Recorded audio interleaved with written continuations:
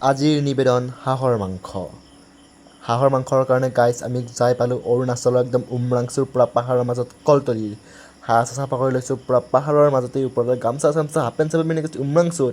এইফালে আকৌ হাঁহ আমি পূৰা লৈ গৈছোঁ উমৰাংচুত, তাতে পূৰা কাটি আছে। এইফালে আমি পূৰা উমৰাংচুৰ একদম পাহাৰৰ ওপৰত খৰি চৰি আনি বিচাৰি বিচাৰি কলতলিৰ মাজে মাজে পূৰা ৰন্ধাৰ কাৰণে লগাইছোঁ।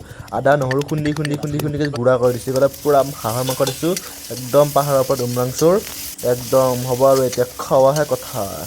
এইফালে উতলি আছে ভট ভট ভট ভটকৈ আৰু মই চিন্তা লাগি আছে গাইজ কেতিয়া খাব। আৰু পূৰা নেচাৰেল বিউটি পূৰা একদম চাৰিওফালে কলতলি তামোলৰ তলি, তাতে আকৌ হাঁহৰ মাংস ফট ফট ফট ফটকৈ উতলি আছে। এইফালে আমাৰ খাবা টাইম হৈ গৈছে, পূৰা লৈছোঁ আৰু খাইছোঁ গাইজ। পূৰা গৰম গৰম ভাত, পূৰা একদম পাহাৰৰ মাছমজিয়াত চৰু একদম কুকাৰ ভাত শেষ কৰি দিছোঁ।